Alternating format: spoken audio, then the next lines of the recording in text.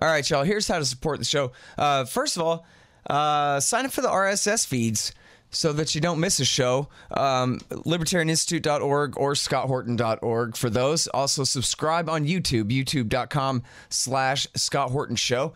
And sign up at Patreon. Anybody who donates $1 or more per interview at patreon.com, you get 2 free audiobooks, and that can be including my book, narrated by me, Fool's Errand, Time to End the War in Afghanistan. So help support that way. Sign up at patreon.com/Scott Horton Show. And send in $50 at scotthorton.org/donate. You get a signed copy of the book Fool's Errand, of the paperback there. And anybody who donates $100, it used to be it takes 2. Now for any donation of $100, you get a lifetime subscription to Listen and Think libertarian audiobooks. And there's already a whole bunch of them, and there will be more. Lifetime subscription for any $100 donation to the Scott Horton Show from Listen and Think Audio. Or you can get a silver QR code commodity disc, which is a really cool currency. Silver 1-ounce disc with a QR code, tells you the instant spot price on there. And just go to scotthorton.org/donate. There's also PayPal for single donations, or you can sign up to do monthly donations on PayPal as well. And take all different kinds of digital currencies, especially Zencash, zensystem.io for Zencash, and of course all the different kinds of Bitcoins and et cetera like that. So check all that out at scotthorton.org/donate. And hey, by the way, if you like this show, review it for me on iTunes, Stitcher, etc. If you like the audio book, it's now available on iTunes as well as audible.com. So leave a good review on there if you like that, and help get that out. Thanks. Sorry I'm late. I had to stop by the Wax Museum again and give the finger to FDR. We know Al-Qaeda, Zawahiri, is supporting the opposition in Syria. Are we supporting Al-Qaeda in Syria? Well, it's a proud day for America. And by God, we've kicked Vietnam syndrome once and for all. Thank you very, very much. I say and I say it again, you've been had. You've been took. You've been hoodwinked. These witnesses are trying to simply deny things that just about everybody else accepts as fact.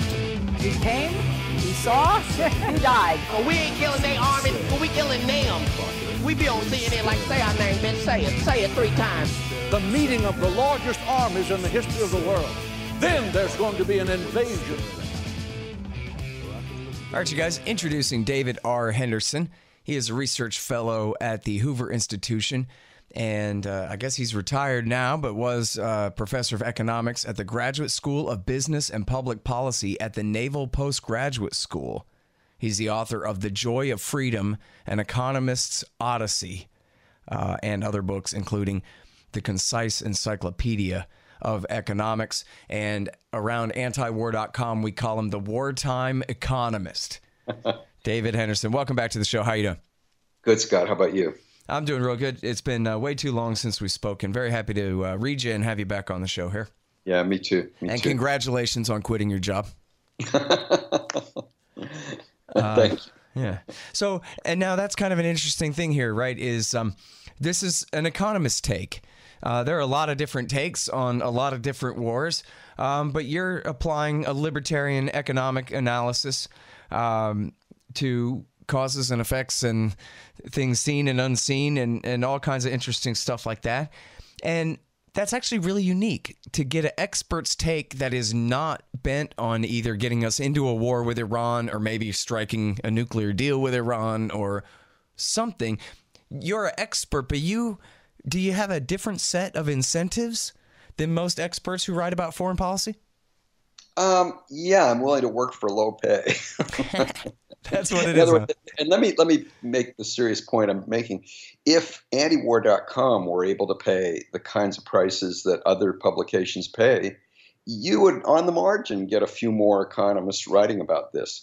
And I'm not dumping on my fellow economists, but I would say that one of the reasons we don't have many economists writing about this is not that they wouldn't agree with me.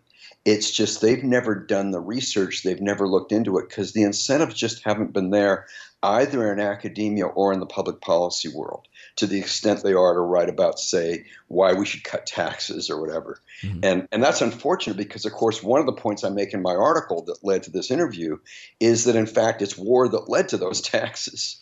Right. Well, and that's the whole thing, too, is it's all wrapped up in left and right ideology and partisanship, too, where supposedly if you're anti-war, you're some kind of pinko. And if you're in the, opposite of that, if you're some kind of capitalist, then you know that's why we have to bomb people all the time. Our standard of living depends on it. So let it rip. Yeah, yeah. Whereas, of course, to the extent economists have studied it, and I quoted in my piece two economists, Solomon Polachek and Carlos Sigli, who point out that the freer the trade you have between nations, the more peaceful those nations are, which is yet another reason to worry about with each other, which is yet another reason to worry about Trump's trade war. Mm-hmm.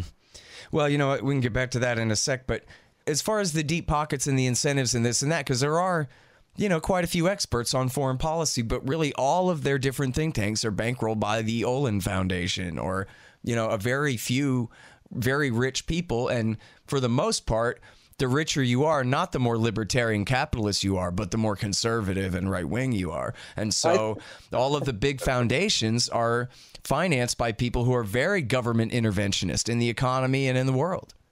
Right. And by the way, though, I think partial exceptions to that are the Koch brothers. They've been pretty good, I think, on foreign policy, way better than the average rich person. So, there's one big exception. Now, as far as how much money they've put into that, not as much as I would have liked to have seen. Yeah. Well, and that is certainly right that, they back defense priorities and the Cato, not everybody at Cato is perfect on foreign policy, Tom Palmer, but the actual foreign policy guys at Cato are great, right? Yeah, like Doug Bandow and Trevor Thrall and Ted Galen Carpenter and John Glazer. Yeah, Glazer, of course, but Emma Ashford, I'm sorry, is the name I got hung up on there. Yes. And I mean, they're just, what would we do without them? I have no idea. I mean, these are, God, money. Anyway, so yeah, definitely they do deserve credit for that, such as it is, what they've done on it. And you know what? It's interesting, right? Because I think, and I don't know everything about the Kochs, but I get it that they basically make carpet and tires and stuff that people need, and they're not really arms dealers. It's not in their interest. But then doesn't that make them pretty typical of most American billionaires that they would have shouldn't they have a greater interest in supporting a peaceful foreign policy and therefore greater open trade and better export marketing and that kind of thing, as compared to, obviously, the very highly organized military-industrial complex who have everything to gain in this system at the expense of the rest of us, including other rich people, other big business owners? Yeah, I mean, that's a really good point. If you look at the arms sector, it's a very, very small part of the economy, and it's still a pretty small part of the manufacturing economy. So the typical firm... Is that right? Can you break that down in some numbers for me a little bit? Off the top of your head, Ballpark it for me. Yes, this is going to be rough. I would say that the arms sector is under 3% of the economy, which would put it at, let's say, to be safe, under 4%, which would put it comparable to agriculture. The arms sector would be roughly under 20% of the manufacturing economy. I think I could safely say that. Wow. Okay, great. And then, I'm sorry, go ahead. Yeah. And so it's true that the typical rich corporation or rich person who made money in business didn't make it by being an arms dealer. And by the way, did you notice, and I haven't followed it carefully because I was traveling last week, but I remember just seeing a little news spot that when Trump made this deal, and I have no idea whether it's going to work with North Korea, but when he made the deal, defense stocks fell.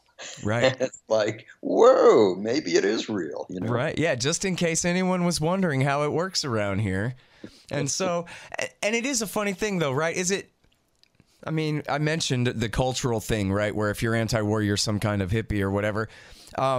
Do companies that make their money outside of the war industries, do they really have that much to lose by organizing and opposing America's permanent state of war?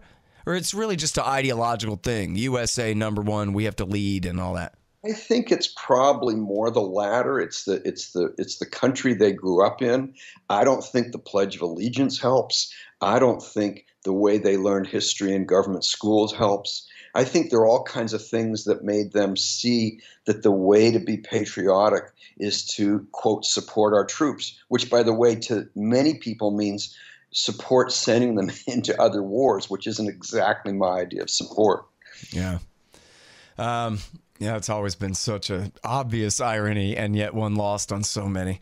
All right, so, and speaking of losses here, the article is War Fighting and the Loss of Liberty.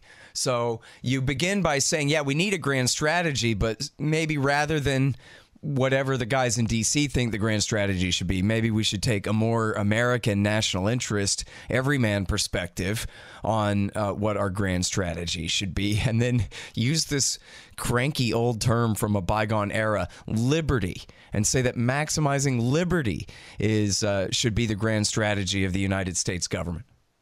Right. And of us. So in other words, if we wait on the government, we're going to wait forever. So that should be our strategy in our political activity, is to always look for the pro-liberty side and push that, whether it be trade, foreign policy, immigration, whatever. Mm-hmm. All right. Introduce us to Robert Higgs then.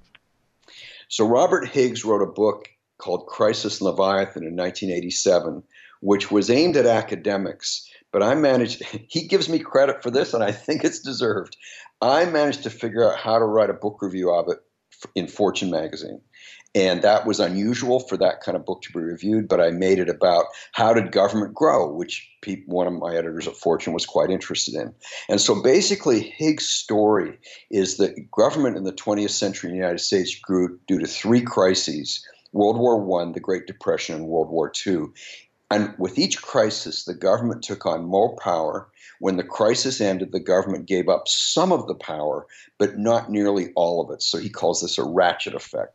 So in World War I, we had just started the income tax before World War I, before the United States got in World War I, and boom, they raised tax rates dramatically. They went from a rate of 7% when it first started in 1916 or 1915 to 77% by the end of the war is the top marginal tax rate. They did things like that.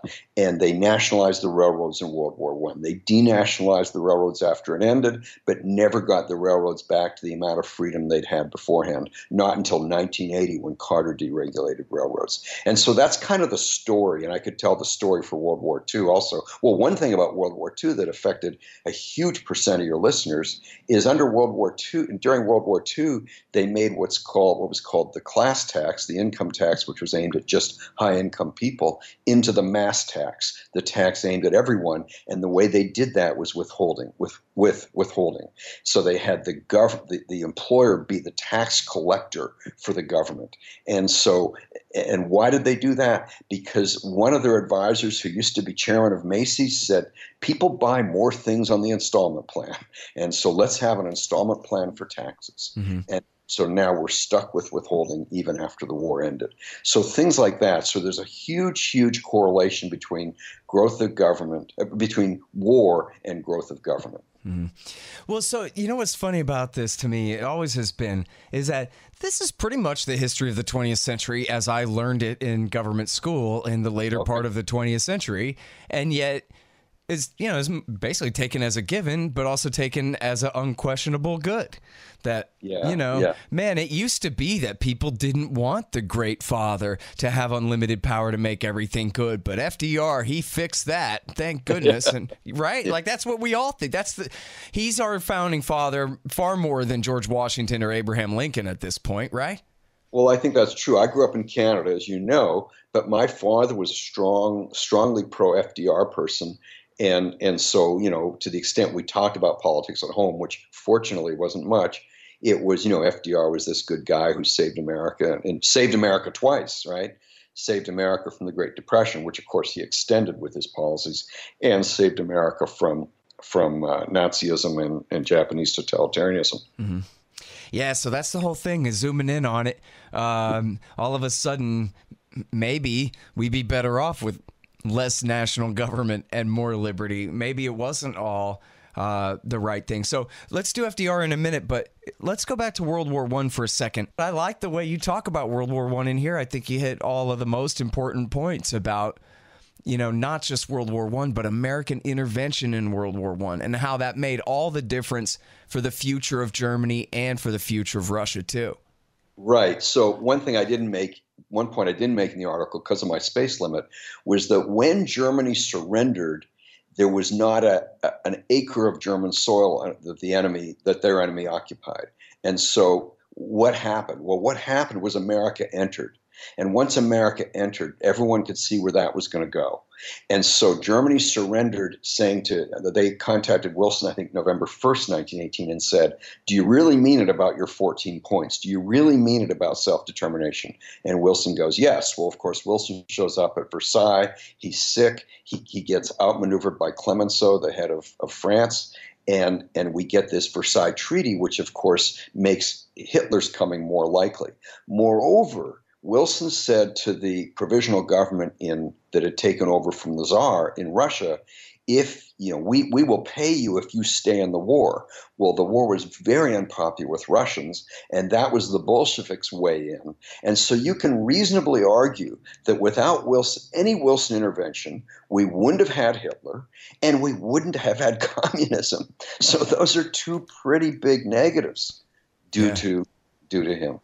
It's amazing, too, because he just is known as the great idealist, philosopher, king, president, one of the nicest guys that we ever had. And I mean, really, the best I can tell, and Jim Powell has written a great book called Wilson's War, making especially those two major points you just made there about this, how really was just his vanity more than any other thing. I mean, he was serving the House of Morgan that had been, servicing the debt of the British and their arms sales and this and that. I think Morgan even owned some of the companies that were selling the arms and then was loaning them the money to buy them and all of this. But at the end of the day, it was really he wanted to be important. And instead of being treated like some, redneck from the backwoods of the New World, that he was going to bring America and himself up to the level of these European royal types, for his own, just so he could look at himself in the mirror and talk about it, I guess.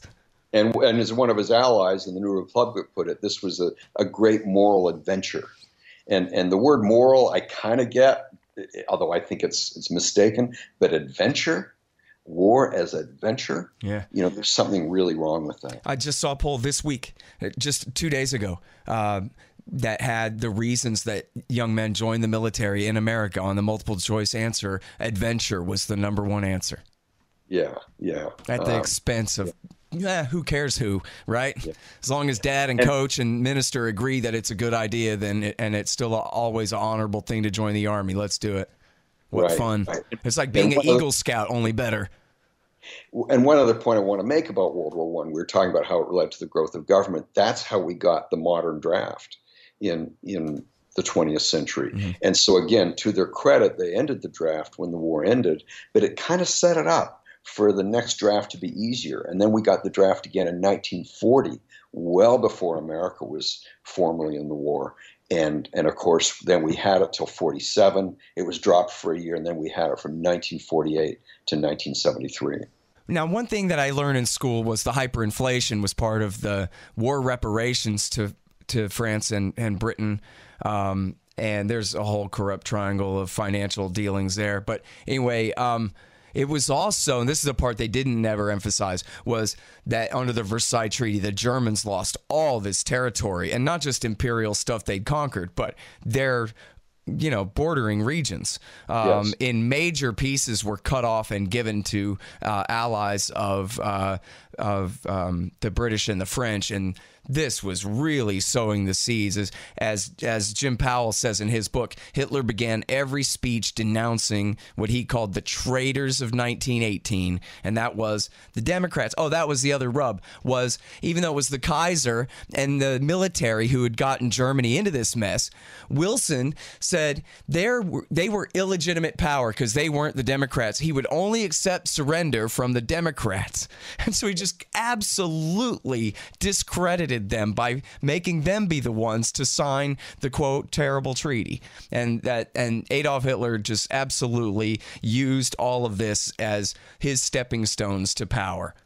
Right, and if I remember correctly, Ralph Raico, the historian who died a couple of years ago, made this point in something I read by him about Wilson, that you remember that the Allies had these especially the British, had these very tight controls on food entering Germany, even after the war ended, but certainly during the war and even after the war ended. Mm-hmm. And that some of the most extreme Nazis in World War II were people who'd been children during World War I, who remembered that, who suffered under it. And so there again, this unintended consequence of a policy that's bad on its face anyway, starving civilians. But then, of course, it has this really bad unintended consequence for foreign policy. Mm-hmm. Oh, and hey, there's a great public choice theory type story there too, which Andrew Coburn has written about in Harper's Magazine, about how the British bureaucracy in charge of enforcing that blockade had been perfected right about the time they should have called it off, assuming it was okay in the first place. But right when the war was over and they should have ended it, the bureaucracy had just gotten really all set up, and they didn't want to give it up. And so it was a huge part of what was going on there, was just the job holding by the people in charge of that particular bureaucracy and keeping it going. And then such has been the case, in later cases too. Yeah. I remember Ronald Reagan once said the closest thing we have to eternal life is a government bureaucracy, and that applies to this one too, maybe. Yeah. And even, when we're talking about starving babies and stuff, it doesn't matter. It's just like a scene out of Brazil or whatever, where just make sure you punch the right card and it's fine. Right. All right, hang on just 1 second. Hey, guys, here's who sponsors this show. Mike Swanson and his great investment advice at wallstreetwindow.com. He's actually posting some stuff at the Libertarian Institute website now. Really great stuff.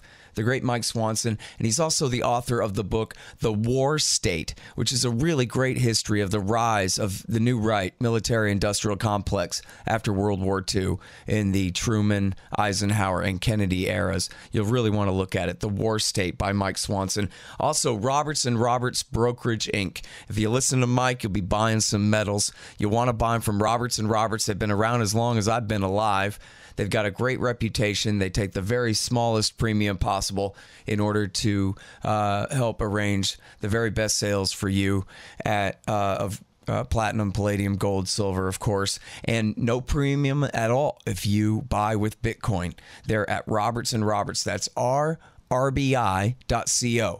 rrbi.co for your precious metals. There, as I mentioned before, Zencash. Zensystem.io to learn all about this great new digital currency, and which is also a secure messaging application and document transfer device and all the rest there. Learn all about it at Zensystem.io. And read the book. It's by Hussein Badakhshani. It's How to Run Your Tech Business Like a Libertarian. That's not the title. The title is No Dev, No Ops, No IT. Those are all one word each, if you take my meaning. No Dev, No Ops, No IT by Hussein Badakhshani. It's really great. And check out libertystickers.com for all your anti-government propaganda. I made up most of them. And that didn't work out with the new website I kept promising you. But now supposedly someone else is promising one. So I guess we'll see if we ever get a new website. But there's still a lot of great anti-government propaganda, and you could buy it at libertystickers.com. Now, one more thing. check out scotthorton.org. We've been having some server problems, but otherwise, scotthorton.org is a great looking new website, as you can tell. And if you want a good 2018 model website for your business or for whatever you're doing, your opinions, check out expanddesigns.com, the great Harley Abbott over there. And if you go to expanddesigns.com/Scott, you'll save $500. All right, so now, and then also, when you talk about communism, and I mean, you were summing up your point, but it's worth elaborating on that. The Kerensky government, as you said, the Tsar had already been overthrown, but the interim government, it didn't last because it had been successfully bribed by Wilson. It's not just that Wilson intervened in the war, but he deliberately intervened with the Kerensky government and gave them whatever the price was to keep them in the war. And therefore, undermining his legitimacy, but also keeping the army far away from him where they could protect him. And so as Jim Powell says, on their fourth try, Lenin and Trotsky are able to seize power. And then it should, I mean, it does go without saying, but I guess we should stop to mention. And then therefore, there would have never been Kim or Mao or Pol Pot or Ho Chi Minh or any communism, and no American Cold War world empire in the name of protecting the world from that communism after World War II either. And never mind, as Pat Buchanan says, giving the British expanding their empire by 1 million square miles in the Middle East and setting them up to create Israel and the rest of it too. Right. I don't know enough about the Mao or Pol Pot thing. I just don't. Maybe that's true. Maybe it's not.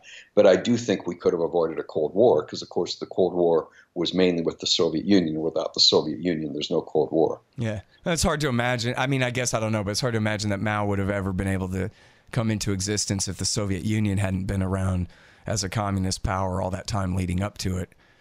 I don't know. But yeah, no, I guess I really don't know enough about that either. But I guess it just never occurred to me that you could have had a communist revolution in China before anywhere else, if it hadn't already been done in Russia. But well, I think we can see the Chinese, we get back to World War II. Right. We can see the Chinese communists taking over as a result of World War II. Right. Because, of course, why did FDR want to go to war with Japan? He wanted to protect China from Japan. Well, he did in the short run, but of course, in the long run, we got Mao. Right. Who was much worse for the Chinese people even than the foreign occupation by the merciless Japanese army. Yes. Yes. I mean, if you look at numbers killed, numbers murdered, it's an order of magnitude more. Yeah, which is almost unbelievable, but yeah, it's true. All right, now, you did a study way back when in the 1990s, and then I think you followed up on it since then too, right? About how we spend so much more, quote, securing oil resources in the Middle East than we ever even spend on oil from there? I never said it that way, no, and I doubt that that's true. But I did say that we don't need to go to war for oil. That was my study. That if you look, oil is fungible. Whoever wants it, whoever produces it, is going to want to sell it. And so it's just so implausible that we need to spend serious resources on, propping up countries or pulling down one dictator in favor of another, any of those things, because the people who have oil want to sell it to us even if they hate us. Yeah. But so what, I just made up that whole thing about the ratio between the spending that we engage in on the wars or on that support for those foreign countries and the actual spending on the oil? I don't know if you made it up. I know I never said it because I don't even think it's that relevant. I think what's relevant is to look at what would be the loss from someone, say, restricting the supply of oil slightly versus what we spend annually. But that's different from what we spend on oil, right? The loss to us is the differential in price times the amount we buy. And that's a small number. Right. So it seems like, though, I mean, wherever I got that from, I'm sorry, I thought I was paraphrasing you about that.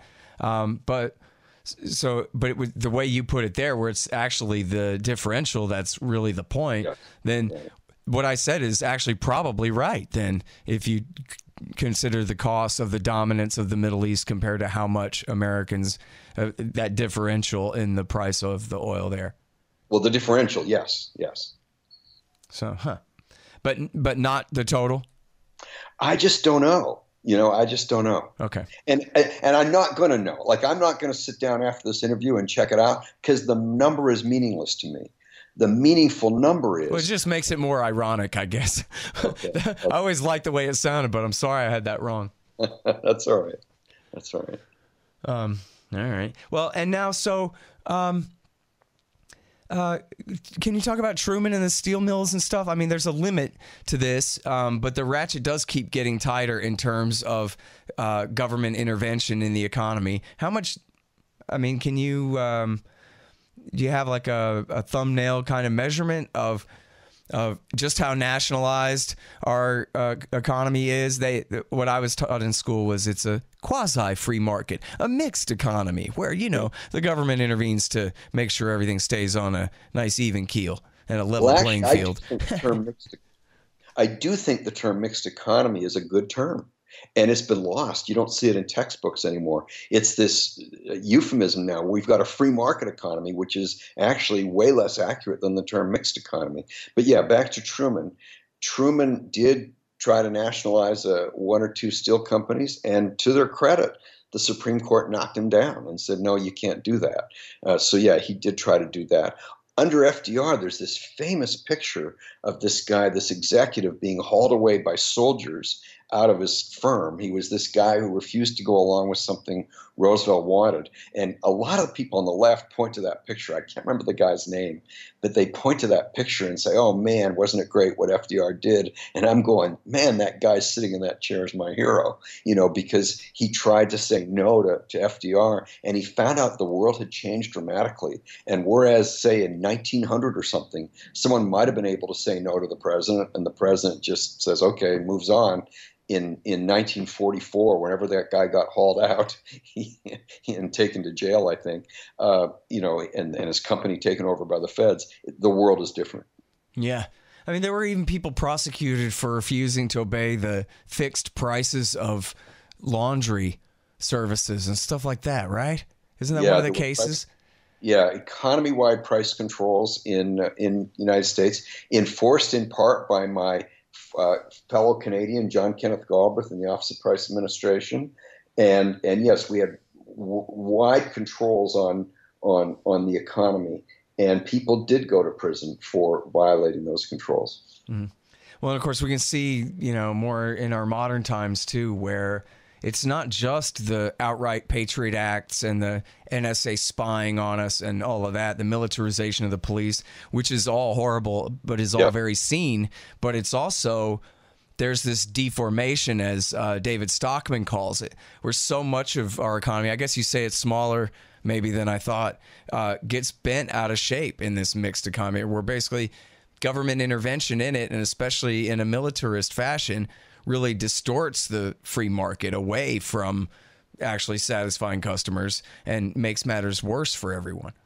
Right. And by the way, one thing we probably won't have time for, and I didn't talk about it all in the article, but one of the ways we got huge government intervention in higher education was through the Cold War. We got to keep up with the Soviets. Let's start having federal funding of higher education. And of course, that's just gone on and on. Yeah. Well, and wrapped up in that too is the GI Bill too, where, hey, the least we can do for our heroic soldiers is help pay for college. But then that becomes the only reason they're even in the Army is so they can go to college. And so now they're killing some guy so they can go to college. Right. And the question of whether any of the wars that they'd actually be fighting in are justified or just put aside, that's somebody else's issue. For some reason.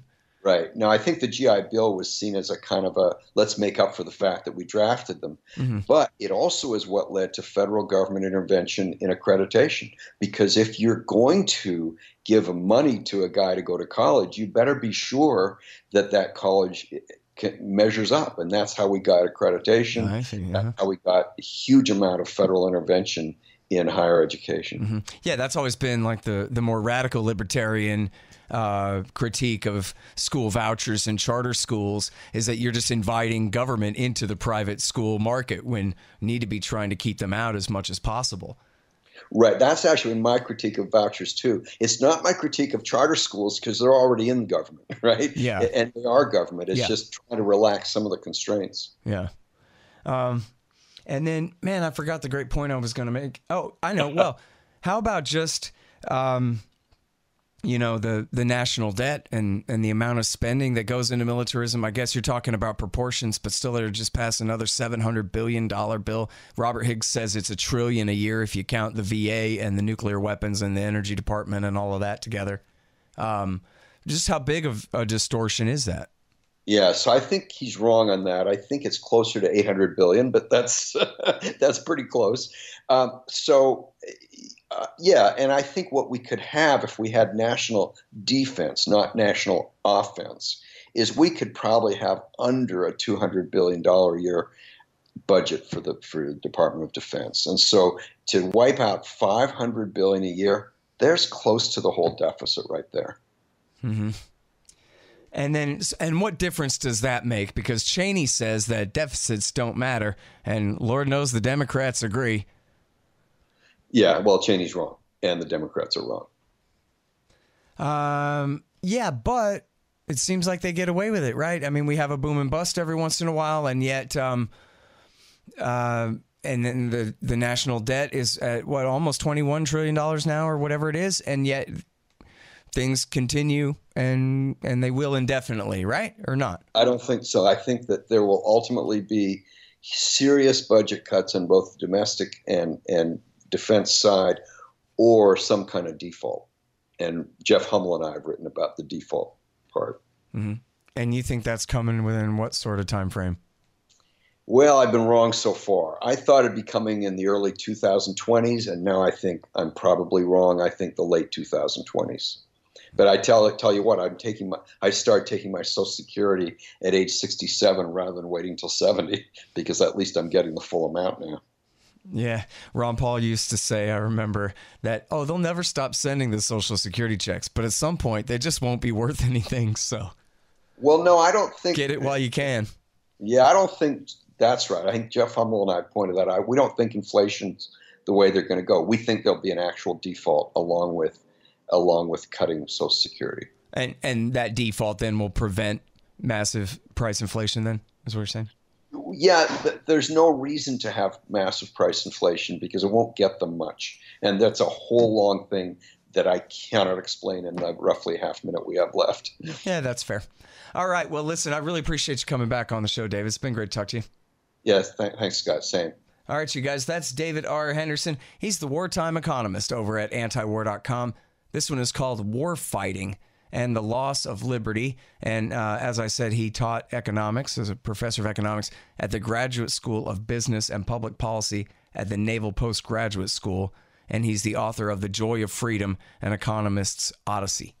All right, you guys, and that's the show. You know me, scotthorton.org, youtube.com/Scott Horton Show, libertarianinstitute.org, and buy my book, and it's now available in audiobook as well, Fool's Errand, Time to End the War in Afghanistan. Hey, it's endorsed by Ron Paul and Daniel Ellsberg and Stephen Walt and Peter Van Buren and Matthew Ho and Daniel Davis and Anand Gopal and Patrick Coburn and Eric Margulies. You'll like it. Fool's Errand, Time to End the War in Afghanistan. And follow me on Twitter at Scott Horton Show. Thanks, guys.